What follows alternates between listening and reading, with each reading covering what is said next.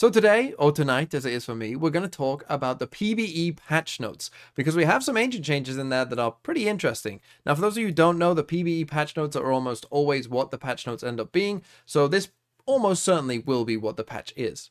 And our first agent to look at here is Gekko. One of Gekko's unique strengths is being able to reclaim his creatures. This change aims to make that process faster so you can reclaim them in more situations. In addition, we're also increasing the reliability of Dizzy to increase Gekko's confidence when using the ability and to provide more incentive for him to engage with its reclaim. And so what they are actually changing here is we've got the reclaim for Dizzy, Wingman, and Thresh.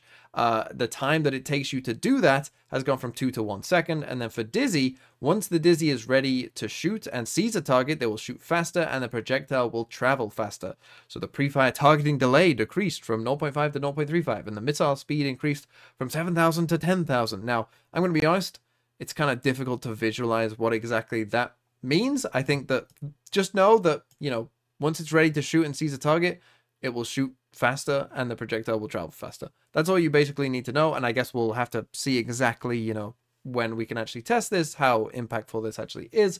But we also have this, which is the reclaim time going from 2 to 1 seconds. And this is a significant buff because when I think about Gekko, I don't think I've ever seen anyone play Gekko as kind of God intended, essentially. Because when you think about Gekko, his individual bits of utility, the individual Dizzy or Wingman or Mosh Pit or whatever, tend to not be as strong as other initiator counterparts just on a one-for-one basis, right? If we compare Dizzy to a Skye Flash, you'd probably take the Skye Flash over the Dizzy, right? But the thing is, of course, with Gekko, you're meant to, you know, pick that up and be able to use it over and over and over again and only have a 10-second cooldown, right? So when you buff this, I think that this is a mega buff for Gekko and a really important buff to how you want to be playing Gekko. Because if you're only using one Dizzy and one Wingman in a round, you might as well play something else, right? Play Skye instead, right? And so you want to be reclaiming this all the time. So by doing this buff, it's really significant for Gekko, because if this makes it significantly easier and you are going to feel significantly safer when you actually go to pick up these bits of utility, that's a big deal, because it means that the whole kind of vision for the agent, the reason that you want to even play the agent, has now become more likely to happen. It's now a much more accessible thing that you can actually do. And so I think this is a pretty significant buff for Gekko for that reason, but I still have my doubts if we will see high-level Gekkos be played on the regular, because I think Gekko requires actually a lot of work, more work than you might realize to make him pretty good. And the reason for that is because I think, and I don't think I've seen anyone ever do this really, I think you need a lot of lineups for Gekko. I really, really do, in terms of you need to find Wingman lineups and Dizzy lineups of, hey, I can throw this bit of utility here and it's going to clear all of these angles I want it to, and it will land in a place where I can reliably pick it up. And you need to have those, in my opinion, across the map for Gekko. If you really, really want to like make Gekko be played at an incredible level, because I think Gekko is a very high potential character, you know, to keep using that utility over and over again. Sounds pretty good, but I think that you need to put in a lot of work to understand like how to actually use all those bits of utility effectively and be able to use them over and over and over again, right? So I'm not quite sure if anyone will put in the work, to be honest, to make that happen. With these changes, I think this will definitely increase Gekko's floor as an agent in terms of his, you know, how well an average player might be able to do with it, or an average pro player might be able to do with it. I think that that will have gone a little bit better with this, but I also still think there's a lot to be explored with this agent. I still think there is a long way to go where, you know, who knows, maybe in the future we will see someone play Gekko at an insane level and find insane value from, you know, just reusing the Dizzy and the Wingman over and over and over again in a round and finding, you know, mega value from doing that. And then the other change here is to Skye, and it's about the Trailblazer. So these changes are centered around pushing Skye to be more deliberate when using the Trailblazer. So by locking the camera on Trailblazer when leaping, Skye has to be more thoughtful when making the choice to get extra distance with the leap versus fully clearing multiple angles without the leap.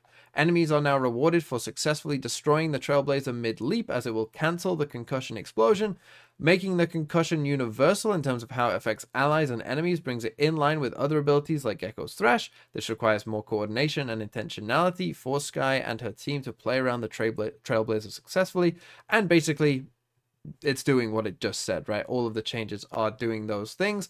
And so really, I think that, the kind of this one here, where now you can affect allies. Of course, you can now troll your teammates with it if you want. I don't think that that will affect a ton of things, to be honest. I think that that will be mostly unlikely to have a massive impact, but I'm sure you will get stunned by a ranked teammate every so often with it. And it makes sense to, bring it in line with like Gekko's Thrash.